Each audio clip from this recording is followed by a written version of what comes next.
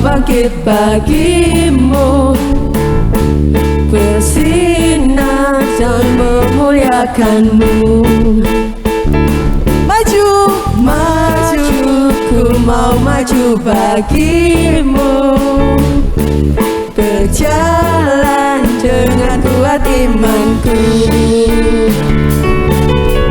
Ku mau hidup jadi terangmu, terangi dunia di sekelilingku, bangkit dan bersinar bagimu, serukan namamu atas kemenanganku, maju dan tinggikan namamu, saksikan kemenangan, nyatakan kaulah Tuhan di hidupku. Oh, oh, oh, oh, oh, oh. Oh, oh, oh, oh, oh. Bangkit, ku mau bangkit bagimu, bersinar dalam muliakanmu. Maju, ku mau maju bagimu, berjalan dengan kuat imanku. Sama-sama kita katakan, ku mau hidup jadi terangmu, terangi dunia di sekelilingku, bangkit dan bersinar bagimu, serukan namamu atas kemenanganku, maju dan tinggikan namamu, saksikan kemenangan, nyatakan kaulah Tuhan di hidupku.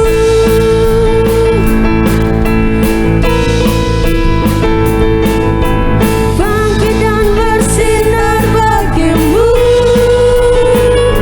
serukan namamu atas kemenanganku, maju dan tinggikan namamu, saksikan kemenangan, nyatakan kaulah Tuhan di hidupku. Oh, oh, oh, oh, oh. Oh, oh, oh, oh, oh, oh. Oh, oh, oh, oh, oh.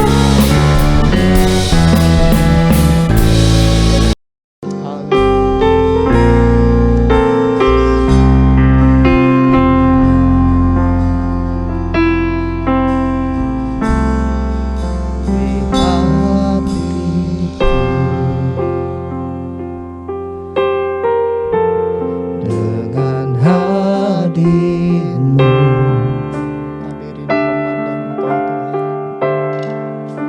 ku rindu memandang wajahmu, oh Tuhan, di tempat kekudusanmu, bawaku dalam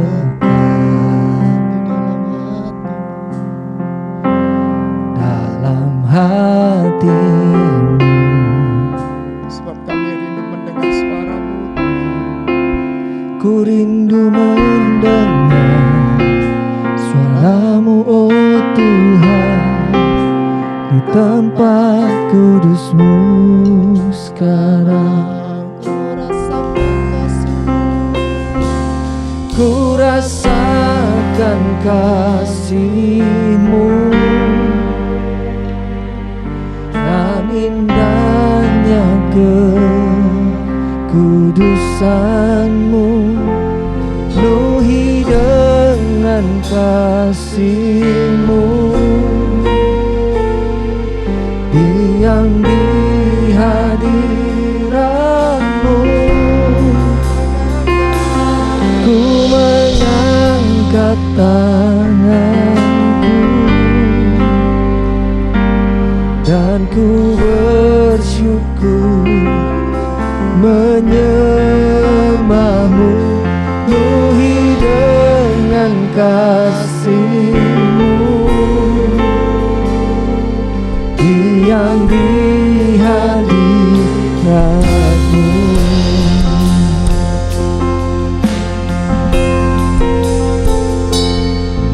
Rasakan kasih-Mu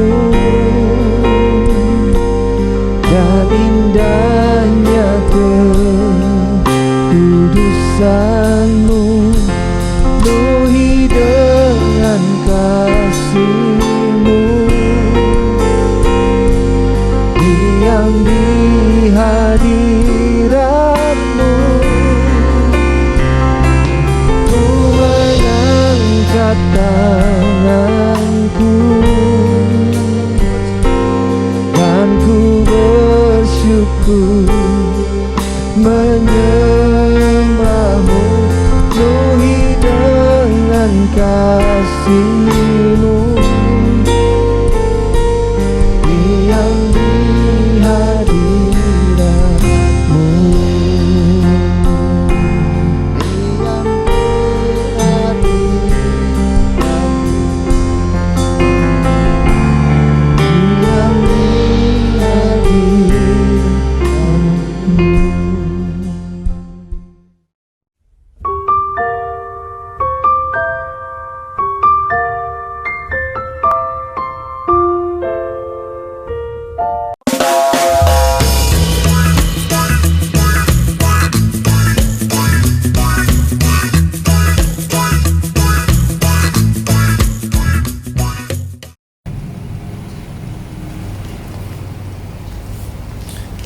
Shalom anak-anak, oleh kasih dan kemurahan Tuhan kembali kita mendapatkan kesempatan untuk mengikuti acara Bible Study for Kids, dan kita mendapatkan kesempatan untuk kembali mendengar dan belajar firman Tuhan.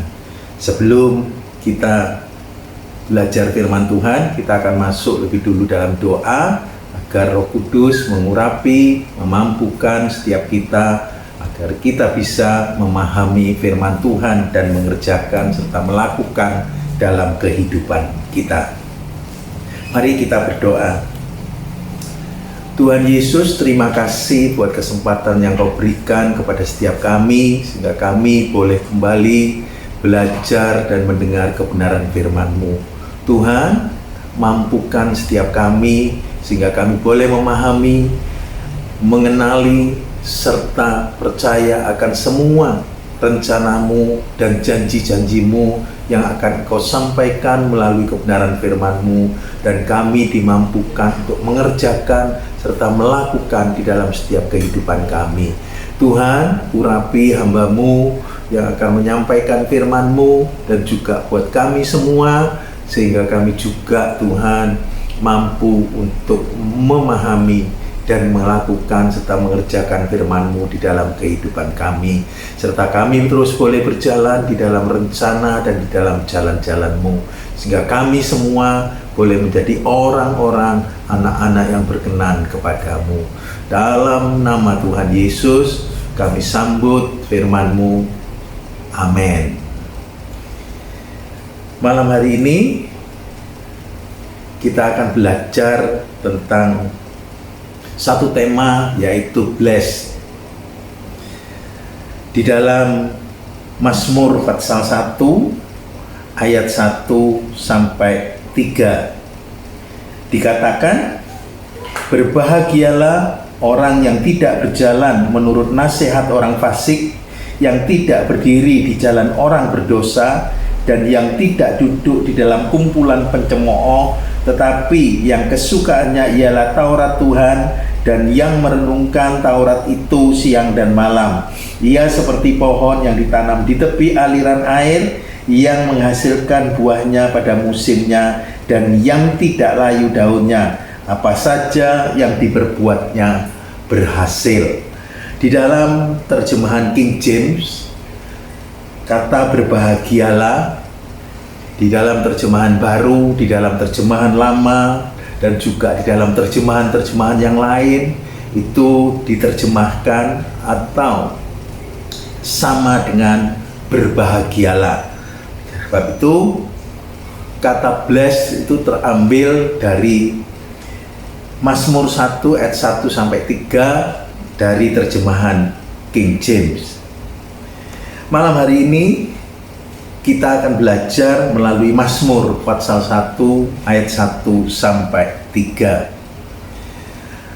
Mazmur, kitab Mazmur adalah satu kitab yang sangat panjang, ada 150 pasal di dalamnya, dan kitab Mazmur tidak hanya ditulis oleh Daud, tetapi ada banyak penulis yang lain yang juga menulis kitab Mazmur.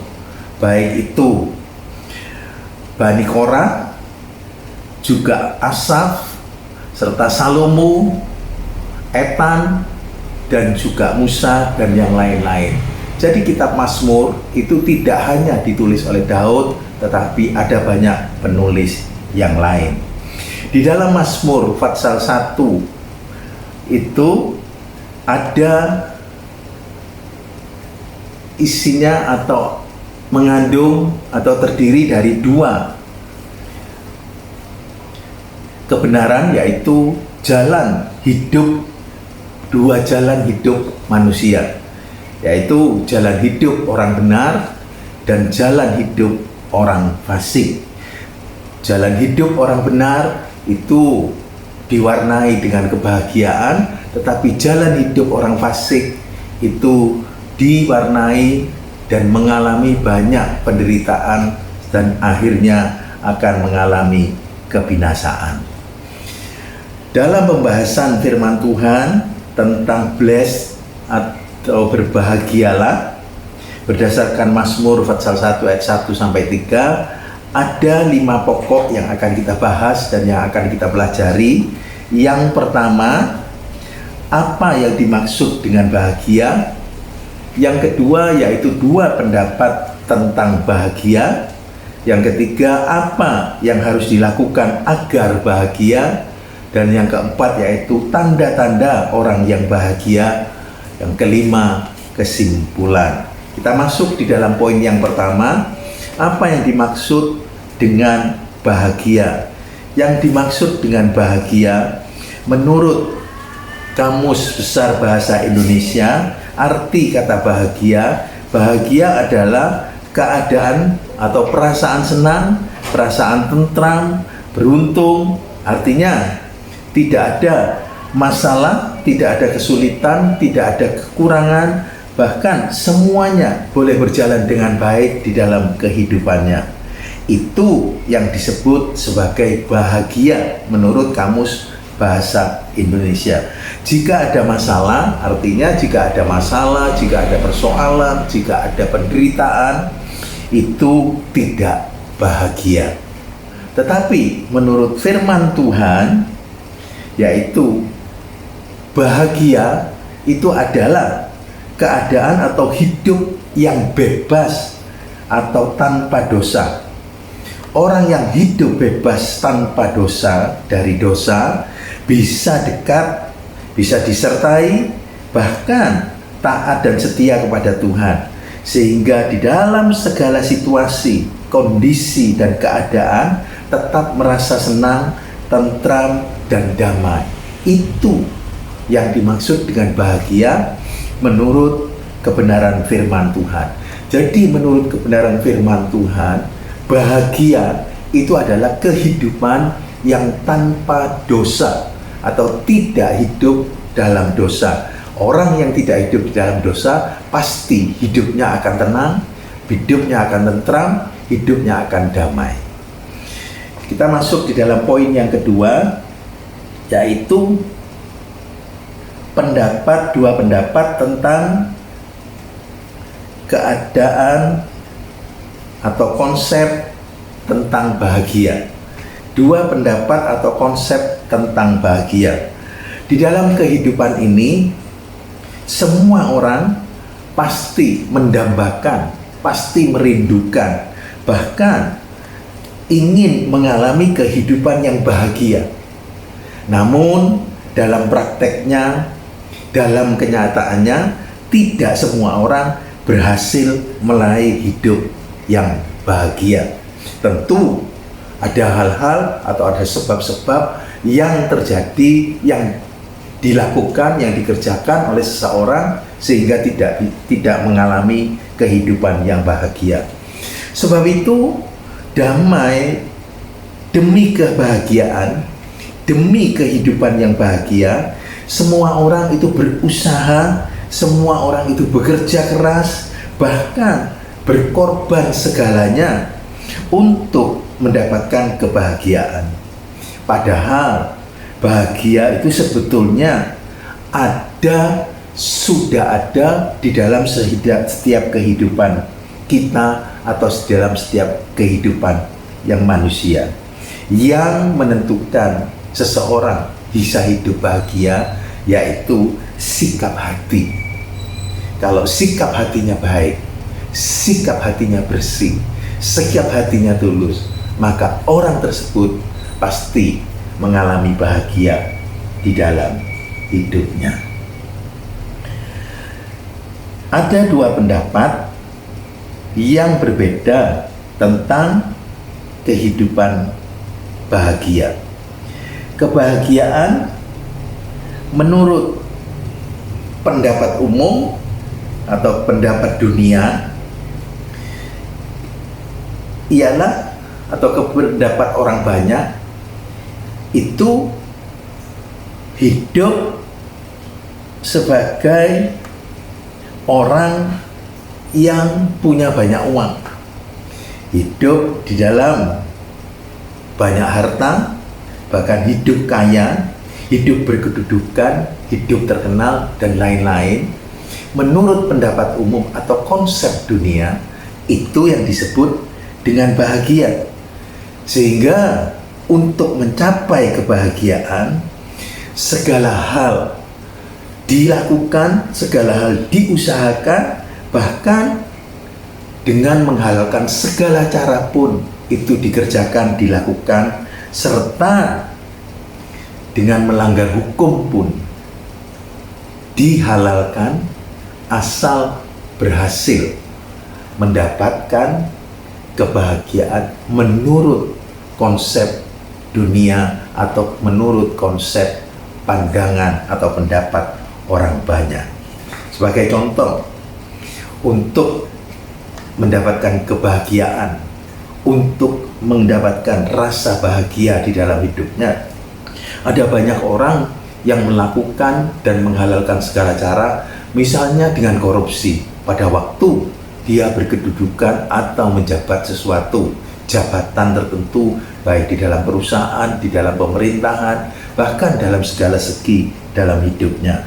Bahkan ada yang untuk mencapai supaya banyak harta, supaya banyak uang dengan menipu.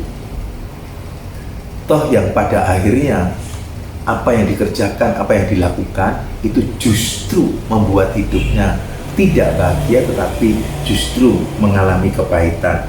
Ada yang juga dengan merampok. Bahkan dalam kehidupan anak-anak yang masih sekolah, yang masih kecil, atau yang masih remaja, untuk mendapatkan bahagia, misalnya agar mendapatkan nilai yang baik, sehingga dipuji baik oleh orang tua, baik oleh teman, dan juga orang-orang yang ada di sekitarnya, melakukan perbuatan mencontek untuk mendapatkan nilai. Padahal itu sama dengan mencuri. Tidak bahagia, pasti tidak akan bahagia. Kelihatannya pada waktu nilai itu dibagikan, dia senang, tetapi akhirnya pasti akan ketahuan. Karena apa? Karena di dalam otaknya atau di dalam pikirannya, di dalam hidupnya tidak ada kepandaian apapun atau tidak ada ilmu yang diserap di dalam hidupnya, sehingga nilai yang dicapai itu palsu atau semu.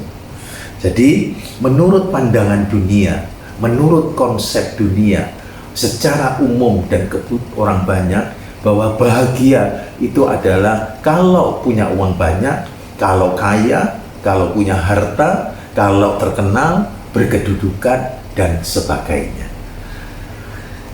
Kemudian yang kedua, kita akan melihat kebahagiaan menurut pendapat firman Tuhan. menurut pendapat Tuhan atau khususnya untuk orang-orang percaya. Kebahagiaan menurut firman Tuhan adalah kehidupan yang penuh dengan damai sejahtera, kehidupan yang tentram, kehidupan yang tenang, dan sukacita di dalam Tuhan. Artinya tidak bergantung kepada kekayaan, tidak bergantung kepada uang, tidak bergantung kepada kedudukan, dan tidak tergantung kebesaran nama atau terkenal di dalam dunia. Sekalipun hidup bersahaja, sekalipun hidup sederhana, tetap ada bahagia karena ada hadirat Tuhan, karena ada Tuhan sendiri di dalam hidupnya, dan firman Tuhan menjadi patokan, menjadi kekuatan, menjadi tuntunan dan pedoman di dalam hidupnya. Jadi orang yang berbahagia menurut firman Tuhan itu tidak bergantung kepada kekayaan, tidak bergantung kepada harta, kedudukan, bahkan kebesaran nama atau terkenal. Tidak tergantung kepada itu semuanya, tetapi semua itu bergantung kepada Tuhan, yaitu hadirat Tuhan, penyertaan Tuhan, damai Tuhan itu ada di dalam hidupnya.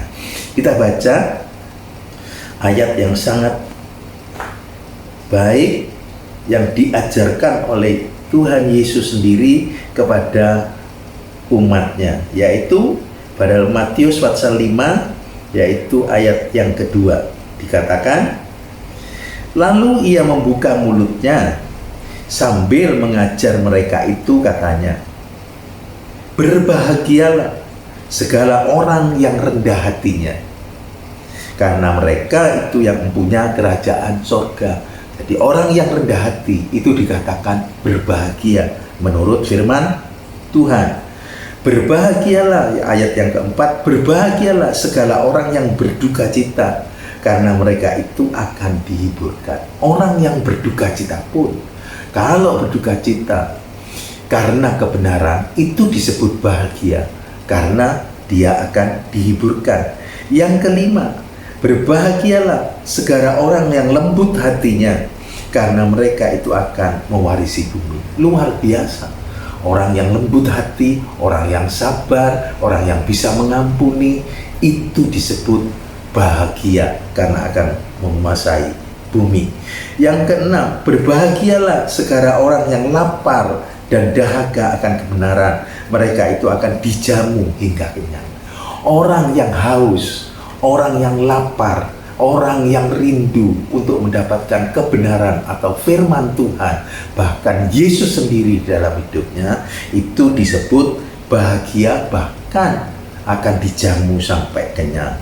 Ayat yang ketujuh, berbahagialah segala orang yang menaruh kasihan, karena mereka itu akan beroleh rahmat. Orang yang berbelas kasihan, orang yang berkemurahan, itu disebut bahagia. Berbahagialah segala orang yang mendamaikan orang, karena mereka itu akan disebut anak-anak Allah. Orang yang suka mendamaikan, tidak membuat keributan, justru membawa ketenangan, ketentraman, itu disebut berbahagia, karena itu adalah anak-anak Allah. Ayat yang 10, berbahagialah segala orang yang teraniaya oleh sebab kebenaran, karena mereka itu yang punya kerajaan surga. Luar biasa. Orang yang teraniaya karena kebenaran, orang yang menderita karena Yesus, orang yang menderita karena kita memberitakan kabar kesukaan, itu disebut berbahagia karena dia yang punya kerajaan surga. Berbahagialah kamu apabila orang mencela kamu dan menganiaya kamu serta mengumpat kamu dengan dusta oleh sebab aku. Dianiaya, dicemooh, dikata-katai oleh karena Tuhan, itu disebut bahagia. Tidak disebutkan bahwa berbahagia di dalam aku, berbahagia di dalam Kristus, berbahagia di dalam pengiringan kita kepada Tuhan. Itu kalau kaya, kalau punya banyak uang, kalau punya harta, punya kedudukan, ataupun terkenal. Jadi kita harus mengerti bahwa berbahagia, kriteria menurut firman Tuhan itu adalah berbahagia yang sesuai dengan firman Tuhan menurut Matius 5 ayat 2 sampai 12. Ya. Jadi sangat berbeda, ada perbedaan yang sangat mencolok pendapat menurut pandangan umum atau pandangan menurut konsep dunia dengan pandangan atau pendapat menurut firman Tuhan. Sebagai contoh, di dalam Matius pasal 5 ayat 1 18 sampai 19 itu tentang hidup Yusuf dan hidup Maria yang dipilih, yang mendapatkan anugerah yang sangat besar dalam hidupnya karena dipilih sebagai ayah dan ibu secara jasmani bagi putra manusia Yesus. Hidupnya sederhana, hidupnya bersahaja, tetapi dalam kehidupannya tercermin, tersirat satu kebahagiaan yang sangat luar biasa. Sekalipun dalam kesederhanaannya, tetapi mendapatkan kasih karunia Tuhan yang sangat luar biasa. Bahkan di dalam Lukas pasal 16 ayat 22, hidup Lazarus. Lazarus dalam keberadaannya, dia adalah orang yang sangat miskin. Bahkan untuk mendapatkan makanan atau untuk mendapatkan kebutuhan hidupnya, Lazarus harus mengemis, bahkan meminta-minta sedekah dan mencari sisa-sisa makanan. Tetapi apa yang terjadi dalam hidupnya? Ketika dia meninggal, justru Lazarus itu berada di pangkuan Abraham. Ini adalah kehidupan yang berbahagia. Secara jasmani di dalam dunia nampaknya menderita, tetapi sebetulnya Lazarus pada waktu kehidupannya secara jasmani, dia itu bahagia, sehingga waktu meninggal pun, sesudah meninggal pun, dia dalam keadaan yang bahagia. Itu adalah hal yang sangat luar biasa. Jadi bahagia menurut konsep dunia itu tidak perlu kita ikuti. Kita buang saja dari pola pikir kita. Karena apa? Di dalam Matius pasal 16 ayat 26 dikatakan, apa gunanya kita mendapatkan seisi dunia, tapi kalau jiwa kita binasa. Dunia ini semuanya akan lenyap. Dunia ini tidak akan bisa memuaskan kita. Dunia ini juga tidak akan ada artinya ketika kita menghadap Tuhan, ketika kita dipanggil Tuhan. Jadi jangan ikut buang konsep bahagia menurut dunia. Aku harus kaya dalam hidup ini, aku harus punya banyak harta, aku harus punya kedudukan, aku harus terkenal. Jangan hanya fokus hidup kita itu untuk mengejar yang seperti itu, karena semua itu sia-sia. Memang di dalam kehidupan ini kita semua butuh juga perkara-perkara jasmani, tapi fokus kita bukan kepada perkara-perkara jasmani yang fana. Fokus kita butuh perkara-perkara yang jasmani yang fana itu sebagai fasilitas bagi kita untuk mencari dan fokus kita untuk kerajaan surga, yaitu menjadi seperti Kristus. Jadi konsep atau pendapat tentang bahagia menurut firman Tuhan itu yang harus kita perjuangkan, itu yang harus kita usahakan sampai berhasil. Sampai berhasil dan terjadi di dalam kehidupan kita.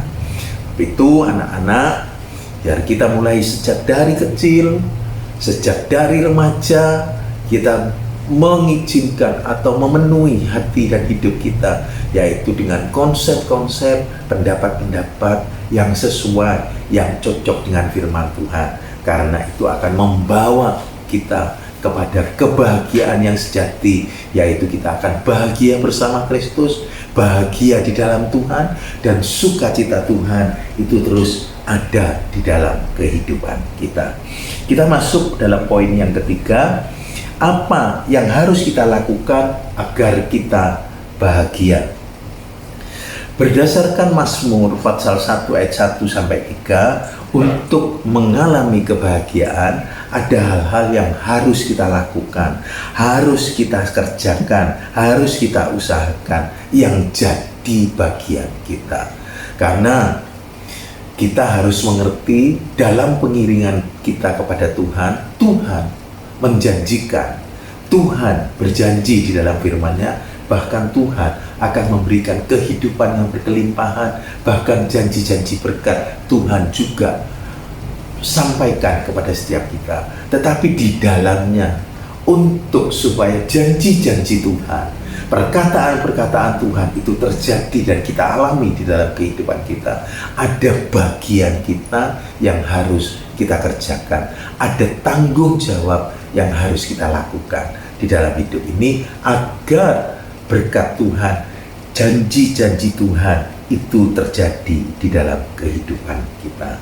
Kalau berdasarkan Mazmur 1 ayat 1 sampai 3, yang harus kita kerjakan, yang harus kita lakukan agar kita hidup dalam bahagia, yang pertama yaitu tidak hidup menurut nasihat orang fasik.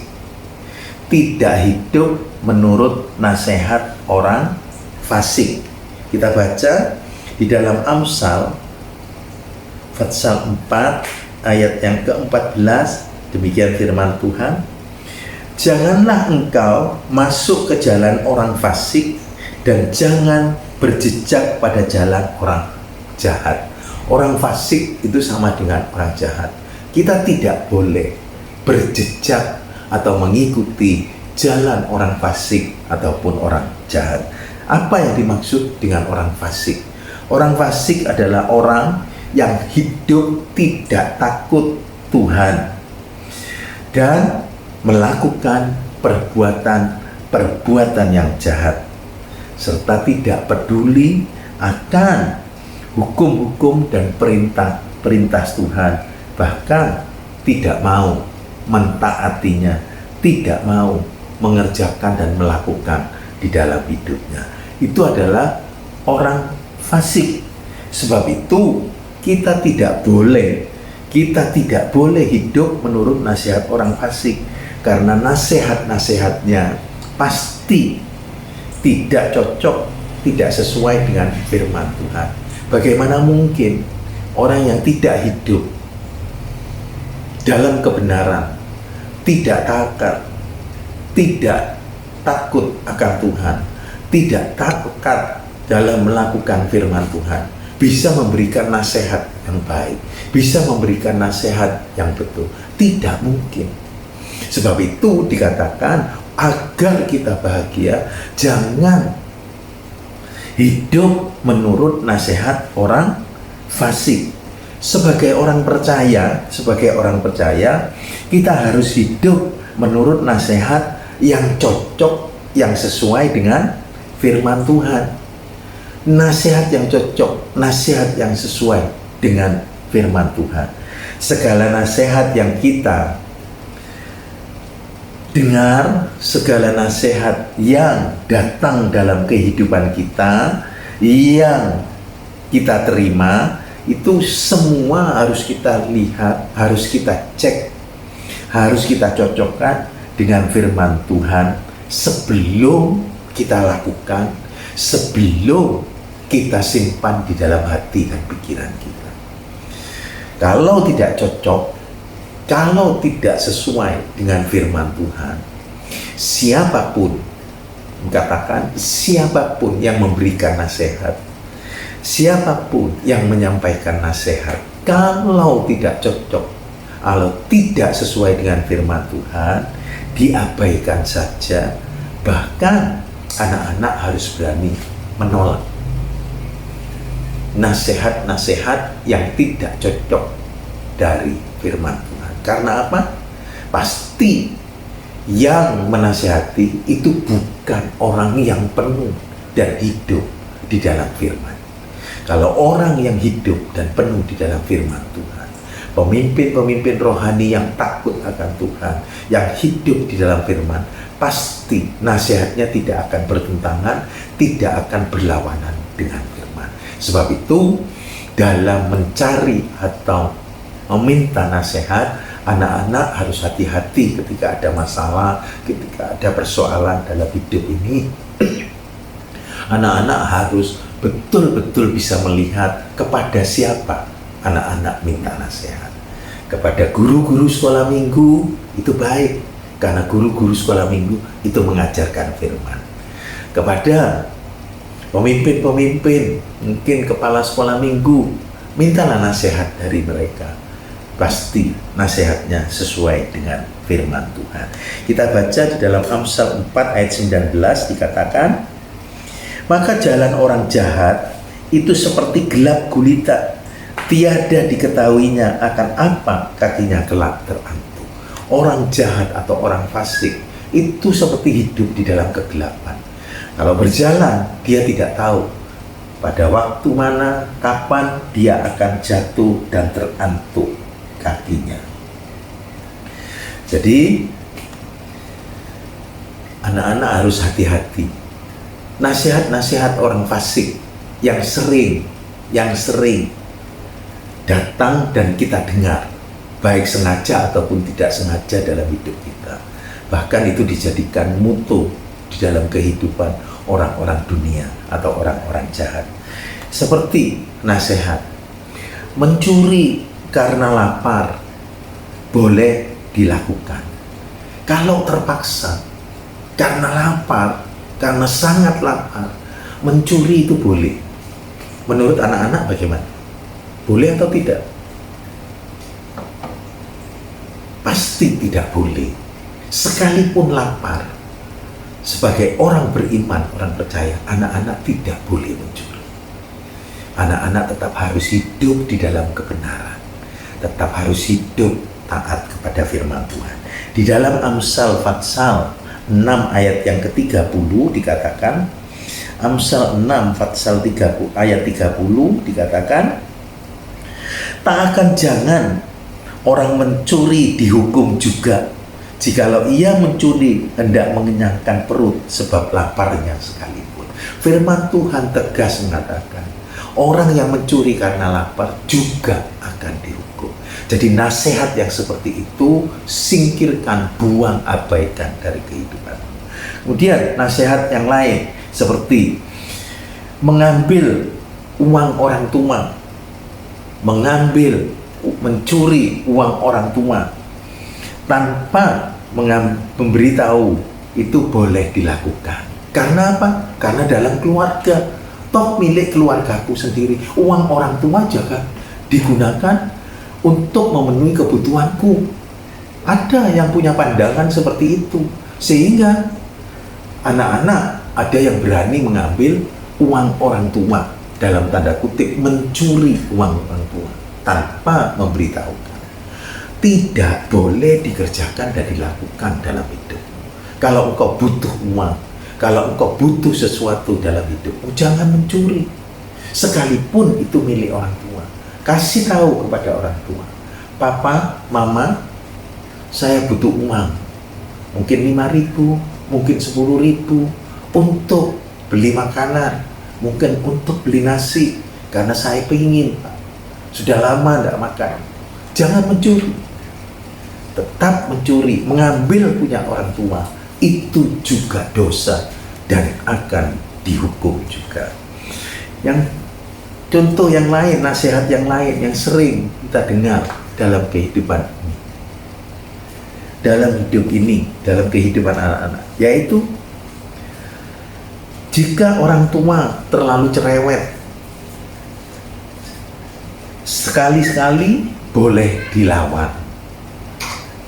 Orang tua yang cerewet itu adalah hal yang sesuai dengan firman Tuhan. Di dalam Ulangan dikatakan, pada waktu kamu tidur, pada waktu kamu jaga, pada waktu kamu pergi, pada waktu kamu jalan dengan anakmu, taburkan atau berikan nasihat. So anak-anak, kalau kalian punya orang tua yang cerewet, berbahagialah kau, bersukacitalah kau, karena berarti orang tuamu itu sangat memperhatikan itu. Jangan kalau mendapati atau mempunyai orang tua yang cerewet berani melawan. Itu dosa di hadapan Tuhan. Firman Tuhan katakan, maka burung Raja Wali itu akan mematuk mata sehingga akan menjadi buta. Dan kalau buta itu berarti buta baik secara jasmani, juga buta atau gelap di dalam kehidupan. Di dalam Amsal kita baca ya, di dalam Amsal 30 ayat yang ke-17, Amsal pasal 30 ayat yang ke-17 dikatakan, adapun orang yang mengolok-olok akan bapaknya dan enggan menurut kata ibunya, mengolok-olok dan menolak perkataan ibunya, maka gagak dari tepi sungai akan mematuk matanya dan anak burung nasar akan makan dia. Betapa mengerikan anak-anak yang berani mengolok-olok, yang berani mengabaikan kata-kata dari ibunya. Jadi kalau terima nasihat-nasihat yang tidak cocok dengan firman Tuhan, abaikan saja. Sekalipun orang banyak menerima nasihat itu, sekalipun orang banyak mengiyakan nasihat itu, tapi engkau sendiri jangan menuruti. Jangan menuruti. Tunduklah, taatlah akan firman Tuhan, karena itu nasihat dari Tuhan sendiri. Jadi jangan cari nasihat dari orang fasik, jangan cari nasihat dari orang jahat, karena itu akan membuat engkau hancur, membuat hidupmu pahit, bahkan membuat hidupmu menderita. Tetapi carilah nasihat dari orang-orang benar, orang-orang yang takut akan Tuhan, orang-orang yang hidup di dalam firman Tuhan. Maka engkau akan dituntun, engkau akan diarahkan di dalam jalan-jalan Tuhan yang akan membawamu kepada kebenaran dan kepada Yesus Kristus yang sesuai dengan perintah Tuhan. Kemudian yang kedua, apa yang harus dilakukan? Apa yang harus dilakukan agar bahagia? Kalau tadi orang fasik mencuri makanan, kemudian mengambil uang dari saku atau dari dompet ayah ibu, itu ya juga tidak boleh dikerjakan, dilakukan. Dan juga berani membantah melawan orang tua, itu tidak boleh dikerjakan dan dilakukan dalam hidupmu. Kemudian yang kedua yaitu tidak berdiri di jalan orang berdosa. Di dalam Mazmur 1 ayat 1b dan juga di dalam Amsal 1 ayat yang ke-10. Amsal 1 ayat yang ke-10 dikatakan, hai anakku, jikalau orang jahat membujuk akan engkau, janganlah engkau turut akan dia. Kalau orang berdosa itu membujuk, jangan engkau turut, jangan engkau mau. Orang berdosa, apa definisinya? Yaitu orang berdosa adalah orang yang hidup di dalam dosa, melakukan dosa, mengerjakan dosa, mengamalkan dosa dalam hidupnya, dan melanggar firman Tuhan. Di dalam 1 Yohanes 3 ayat yang keempat, itu adalah definisi dosa. Dosa ialah pelanggaran akan firman Tuhan. Jadi orang dosa itu adalah orang yang melakukan, berbuat dosa dan melanggar kebenaran firman Tuhan. Sebagai orang percaya, setiap kita harus menjauhi jalan dan gaya hidup orang berdosa. Tidak boleh ikut di dalamnya, agar kita tidak terbawa arus dan hanyut di dalam perbuatan-perbuatan dosa yang mereka perbuat. Artinya apa? Kita tidak boleh bergaul kita tidak boleh bersekutu, kita tidak boleh berdiri, berada di pihak orang berdosa. Apakah kita tidak boleh kenal? Boleh. Kita say hello di sekolah mungkin, di lingkungan kita, di dalam rumah tangga kita, keluarga kita, di tempat atau di kampung kita. Kita kenal dengan banyak orang. Kita boleh kenal. Kita punya say hello aja kalau dia bukan orang yang baik, orang yang selalu mau berbuat dosa. Kita ya cuma kenal saja, say hello, mungkin tersenyum kalau ketemu, kita berikan salam, itu boleh saja tetap dilakukan. Tetapi yang dimaksudkan yaitu kita tidak boleh bergaul, tidak boleh bersekutu, tidak boleh bercampur atau di pihak orang-orang dosa. Kita harus punya garis yang tegas. Berada di pihak orang dosa, yaitu yang suka mengamalkan dosa. Karena kalau kita berdiri di antara orang-orang berdosa, maka mereka dapat mempengaruhi kita, sehingga lama-kelamaan kita juga akan ikut melakukan perkara-perkara dosa. Firman Tuhan sudah mengingatkan kepada kita di dalam 1 Korintus 15 ayat 33 dikatakan bahwa pergaulan yang jahat itu merusakkan kelakuan yang baik. Jadi kita harus hati-hati di dalam pergaulan. Di dalam pergaulan. Maka dari itu sebagai orang percaya kita harus mempunyai prinsip yang kuat, prinsip yang tegas. Sekalipun orang banyak berbuat dosa, jangan ikut. Kita harus menolak. Kita jangan terlibat di dalamnya. Sekalipun kita sendiri, kita harus tetap hidup di dalam kebenaran, tetap mentaati firman Tuhan. Contohnya siapa? Di dalam Kejadian pasal 5, Kejadian pasal 6 ayat 5 dan 8, yaitu tentang kehidupan Nuh sekeluarga. Pada waktu itu semua orang melakukan, berbuat dosa, kawin mengawinkan, maka minum mabuk-mabukan, tapi Nuh sekeluarga tetap hidup di dalam kebenaran, sehingga Nuh sekeluarga mendapatkan kasih karunia. Akhirnya apa? Semua orang yang berbuat dosa itu dihukum oleh Tuhan, tidak bisa mati, tidak masuk dalam bahtera, tetapi Nuh sekeluarga mendapatkan keselamatan karena masuk di dalam bahtera. Kita juga harus punya prinsip yang kuat. Kita juga harus punya prinsip yang teguh. Anak-anak, di dalam pergaulanmu, hati-hati. Hati-hati, jangan hanyut dalam pergaulan-pergaulan yang berdosa. Kalau ada yang membuat nakal, kalau ada yang mengajakmu untuk berbuat dosa, katakan tidak dan pergi saja dari mereka. Yang ketiga yaitu tidak duduk dalam kumpulan pencemooh. Tidak duduk dalam kumpulan pencemooh. Mazmur pasal 1 ayat 1c. Apa yang dimaksud dengan pencemooh?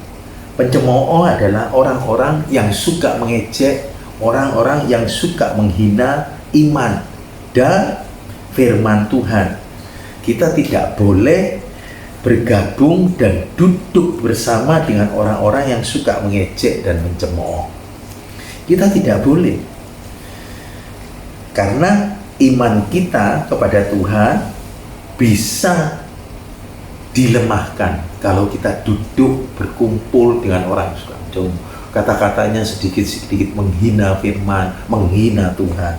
Kalau kita bergaul dan berkumpul dengan mereka, lama-lama kita akan terpengaruh dan iman kita menjadi lemah. Tetapi kita harus lari menjauh dari mereka, dari para pencemooh atau orang-orang jahat ini. Di dalam Amsal pasal 22 ayat yang ketiga, orang yang bijaksana serta dilihatnya jahat, dia akan sembunyi. Jadi kalau orang yang bijaksana. Kalau anak-anak menjadi anak-anak yang bijaksana, anak-anak yang mentaati firman, begitu melihat hal-hal yang jahat, sembunyilah. Jangan ikut bercampur di dalamnya. Satu ayat yang luar biasa kita baca di dalam 2 Korintus pasal 6 ayat yang ke-17, dikatakan demikian. Sebab itu keluarlah kamu dari antara orang kafir dan bercerailah kamu, kata firman Tuhan, dan jangan menyentuh barang yang najis, maka aku akan menyambutkan. Firman Tuhan dengan jelas mengatakan, keluar. Jangan bergaul, jangan berkumpul, jangan duduk bersama, atau ada di pihak para orang-orang jahat, baik orang berdosa, orang fasik, juga pencemooh. Sebagai contoh kita lihat di dalam Kejadian pasal 39 ayat 7-12 tentang kehidupan Yusuf. Yusuf ini adalah orang yang berbahagia. Yusuf mulanya adalah dari budak yang dijual, yang dijual oleh oleh kakak-kakaknya atau oleh saudaranya. Hidup Yusuf menderita. Agak enak sedikit masuk lagi di dalam penjara karena difitnah, sebab diajak tidur dengan istri Potifar. Yusuf tidak mau. Yusuf melihat hal yang jahat, maka Yusuf lari menjauh dari istri Potifar. Tetapi akibatnya apa? Konsekuensinya Yusuf masuk di dalam penjara. Tetapi karena Yusuf tetap punya prinsip yang teguh, tidak mau berbuat dosa, tidak mau jadi pencemooh atau bahkan dicemooh, Yusuf justru akhirnya diangkat tinggi oleh Tuhan. Demikian juga di dalam kehidupan kita. Kita harus berani memisahkan diri dari para pencemooh, karena kalau tidak, itu akan mempengaruhi kita dan melemahkan iman kita, sehingga kita bisa terseret di dalam pergaulan yang jahat. Yang keempat, yaitu suka merenungkan Taurat Tuhan. Di dalam Mazmur 1 ayat yang kedua itu dikatakan, suka merenungkan firman Tuhan. Apa yang dimaksud dengan Taurat Tuhan? Taurat adalah firman dan hukum-hukum Tuhan. Jadi Taurat itu adalah firman dan hukum-hukum Tuhan. Kita harus menjadikan firman Tuhan sebagai kesukaan dan pusat daripada kehidupan kita. Kita harus menyukai firman, bahkan jadi pusat dari kehidupan. Segala sesuatu kita pusatkan, kita cocokkan hidup kita dengan firman Tuhan. Orang yang suka firman Tuhan akan memandang, akan menilai bahwa firman Tuhan itu sebagai sesuatu yang berharga dan yang sangat bernilai dan menyenangkan dalam hati dan di dalam hidupnya, sehingga hari-hari hidupnya selalu diisi dengan membaca, dengan belajar dan merenung-renungkan, memikir-mikirkan firman Tuhan itu siang dan malam. Orang yang seperti ini akan kuat di dalam prinsip hidup ini, karena firman Tuhan jadi perisai, karena firman Tuhan jadi benteng, karena firman Tuhan jadi gunung batu dalam hidupnya. Sehingga orang yang suka akan Taurat Tuhan, merenung-renungkan firman Tuhan, akan menjadi orang yang kuat, tangguh dan kokoh, dan akan bisa dengan mudah berkata tidak di dalam perkara-perkara dosa. Sebagai contoh di dalam Mazmur 19 ayat yang ke-92, Mazmur 119 ayat yang kedua, demikian firman Tuhan. 119 ayat yang ke-92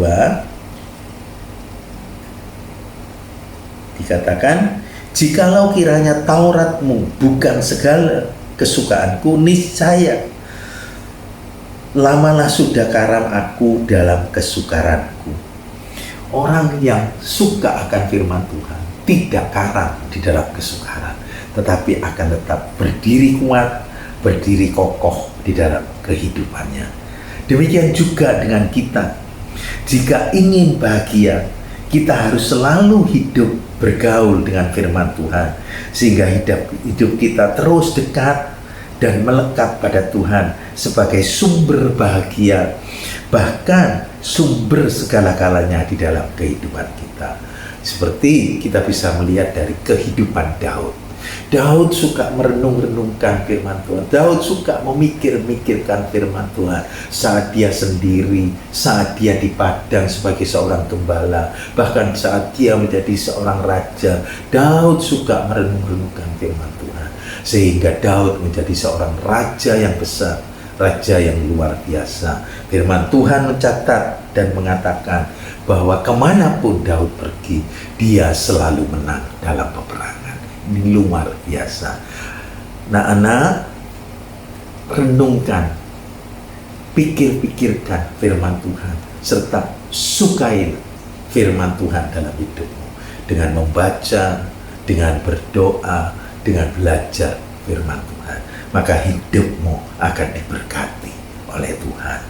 Maka dari itu, sebagai orang percaya, jika kita hidup seturut dengan firman Tuhan dan melakukan firman Tuhan di dalam kehidupan kita setiap hari, maka kita akan jadi orang-orang yang berbahagia. Orang-orang yang merenungkan firman Tuhan akan disebut orang-orang berbahagia. Jadi untuk berbahagia, jangan berdiri atas nasihat orang fasik, jangan berdiri di kumpulan orang-orang berdosa, jangan duduk bersama dengan para pencemooh, tapi hiduplah dengan merenung-renungkan dan menyukai Taurat Tuhan. Poin yang keempat kita akan lihat, yaitu tanda-tanda orang yang bahagia. Berdasarkan Mazmur 1 ayat 1 sampai 3, maka orang-orang yang bahagia, tanda-tanda orang yang bahagia, yang pertama yaitu hidup dekat dan diberkati oleh Tuhan. Di dalam Mazmur 1 ayat 3a, orang yang berbahagia itu digambarkan seperti pohon yang tumbuh di tepi aliran air, sehingga tumbuh subur, berkembang, berbuah-buah pada musimnya. Artinya orang yang hidup dekat dan diberkati oleh Tuhan akan hidup segar, akan hidup kuat, dan akan hidup subur, sehingga hidupnya bisa jadi berkat dan melakukan semua kehendak Tuhan dalam hidupnya. Contohnya di dalam Kejadian pasal 12 ayat 2 sampai 3 tentang hidup Abraham. Abraham hidup dekat dengan Tuhan. Abraham hidup taat akan firman Tuhan. Maka Abraham diberkati dan Abraham jadi berkat. Bahkan di dalam hidupnya ada banyak buah-buah yang dihasilkan dari orang yang berbahagia seperti Abraham ini. Buah apa yang dihasilkan oleh orang-orang yang berbahagia? Yaitu buah mulut. Dari mulutnya keluar kata-kata yang baik, keluar nasihat-nasihat baik, keluar perkataan-perkataan yang cocok dengan firman Tuhan, bukan perkataan-perkataan yang busuk. Yang kedua apa? Buah pertobatan. Jika ada salah, langsung bertobat, langsung berbalik kepada Allah, dan selalu mengoreksi diri dan hatinya untuk terus hidup dalam kebenaran.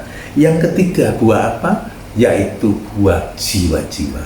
Jiwa-jiwa dimenangkan untuk jiwa. Jiwa-jiwa dibawa masuk ke dalam bahtera. Jiwa-jiwa dibawa masuk dalam kerajaan Tuhan.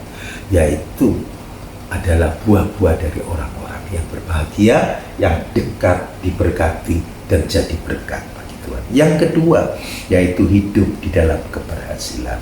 Orang yang hidup dekat dan diberkati oleh Tuhan, atau orang yang berbahagia, maka apa saja yang dikerjakannya, apa saja yang diperbuatnya, itu berhasil karena ada penyertaan, pimpinan, tuntunan, dan kekuatan Tuhan di dalam hidupnya.